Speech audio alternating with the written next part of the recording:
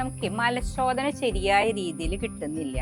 അതുപോലെ നമ്മൾ ടോയ്ലറ്റിൽ ഒരുപാട് നേരം ഇതിനായിട്ട് ചെലവഴിക്കുന്നു, കീഴ്ശ്വാസം പോകുന്നു, അതും ബാഡ് സ്മെല്ലായിട്ട്. ഇങ്ങനെ ഒത്തിരി പേരുടെ ഒരു പ്രശ്നമാണ് അല്ലേ. നമ്മളുടെ തെറ്റായ കുറേ കാര്യങ്ങൾ നമ്മൾ ചെയ്യുന്നത് മൂലമാണ് ഇങ്ങനെ സംഭവിക്കുന്നത്. അപ്പൊ ആ കാര്യങ്ങൾ എന്തൊക്കെയാണെന്നും നമുക്ക് പറഞ്ഞു തരാം. അത് നിങ്ങൾ തിരുത്തി കഴിഞ്ഞാൽ ഇത് കറക്റ്റ് ആവും കേട്ടോ. ആദ്യം തന്നെ നമ്മുടെ വെള്ളം കുടിയുടെ വലിയൊരു പ്രശ്നമുണ്ട്. നമ്മൾ വെറുതെ കുറേ വെള്ളം കുടിക്കും. നമ്മൾ വേണ്ടുന്ന സമയത്ത് ആവശ്യാനുസരണം വെള്ളം കുടിക്കണം. ഒറ്റയടിക്ക് ഒരുപാട് വെള്ളം ഒരു കാരണവശാലും കുടിക്കരുത്. കുടിക്കാം 2 ഗ്ലാസ് വെള്ളം. എപ്പോ?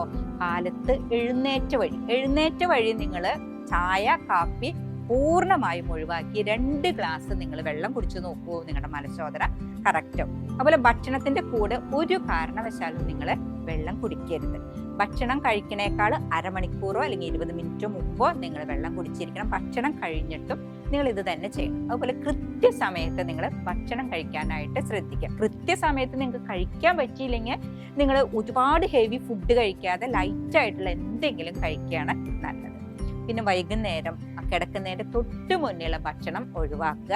അതുപോലെ തൊട്ട് മുന്നേയുള്ള വെള്ളം കുടി ഒഴിവാക്കുക. കിടക്കുന്നതിനേക്കാളും 1 മണിക്കൂർ മുമ്പെങ്കിലും വെള്ളം കുടിച്ചിരിക്കണം. പിന്നെ ഫൈബർ ധാരാളം അടങ്ങിയിട്ടുള്ള ഭക്ഷണങ്ങൾ ഉൾപ്പെടുത്തി കഴിഞ്ഞാൽ തീർച്ചയായിട്ടും നിങ്ങൾക്ക് ഈ പ്രശ്നത്തിന് നല്ലൊരു പരിഹാരമാണ്.